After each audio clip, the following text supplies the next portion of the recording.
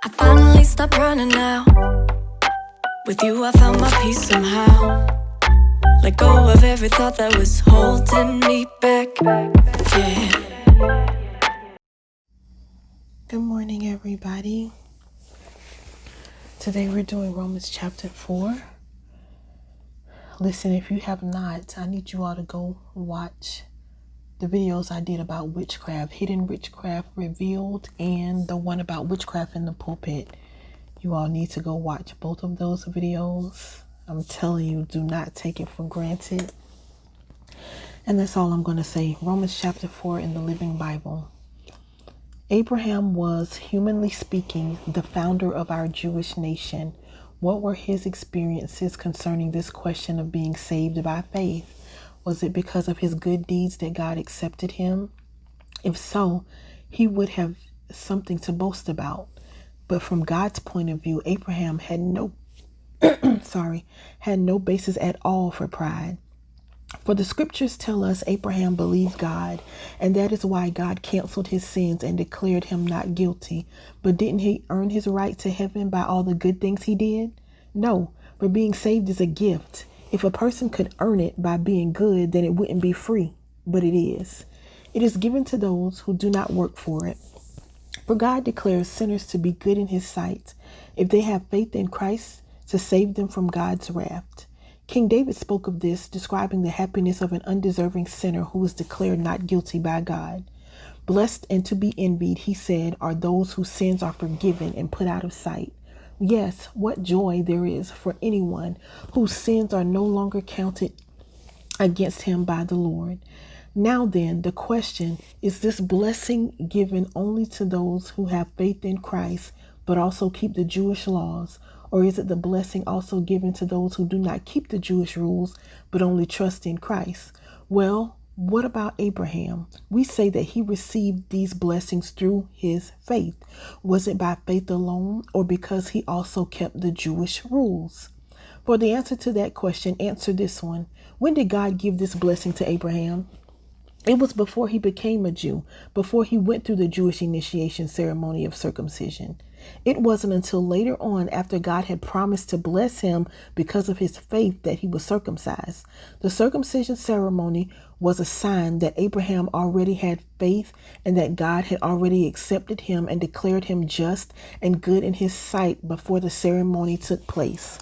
So Abraham is the spiritual father of those who believe and are saved without obeying Jewish laws. We see then that those who do not keep these rules are justified by God through faith. And Abraham is also the spiritual father of those Jews who have been circumcised. They can see from his example that it is not this ceremony that saves them. For Abraham found favor with God by faith alone before he was circumcised.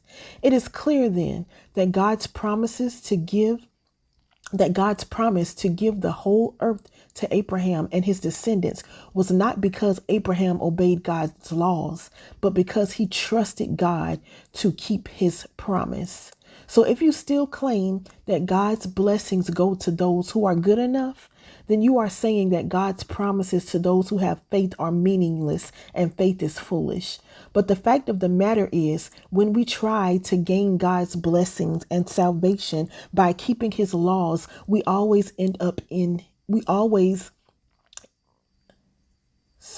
me start again. But the fact of the matter is, when we try to gain God's blessing and salvation by keeping his laws, we always end up under his anger, for we always fail to keep them. The only way we can keep from breaking laws is to not have any to break. So God's blessings are given to us by faith as a free gift. We are certain to get them whether or not we follow Jewish customs if we have faith like Abraham's. For Abraham is the father of us all when it comes to these matters of faith. That is what the scriptures mean when they say that God made Abraham the father of many nations. God will accept all people in every nation who trust God as Abraham did. And this promise is from God himself, who makes the dead live again and speaks of future events with as much certainty as though they were already past. So when God told Abraham that he would give him a son who who would have many descendants and become a great nation. Abraham believed God even though such a promise just couldn't come to pass. And because his faith was so strong, he didn't worry about the fact that he was too old to be a father at the age of 100 and that Sarah, his wife, at 90 was also much too old to have a baby. But Abraham never doubted. He believed God, for his faith and trust grew even stronger, and he praised God for this blessing even before it happened. He was completely sure that God was well able to do anything he promised. And because of Abraham's faith, God forgave his sins and declared him not guilty. Now, this wonderful statement that he was accepted and approved through his faith wasn't just for Abraham's benefit. It was for us too, assuring us that God will accept us in the same way he accepted Abraham when we believe the promises of God who brought back Jesus our Lord from the dead. He died for our sins and rose again to make us right with God, filling us with God's goodness. Listen, if you don't get happy about the fact that it is not by works, listen, y'all better get on this. Make sure you like, comment, share, subscribe, all of that. Have a phenomenal Monday.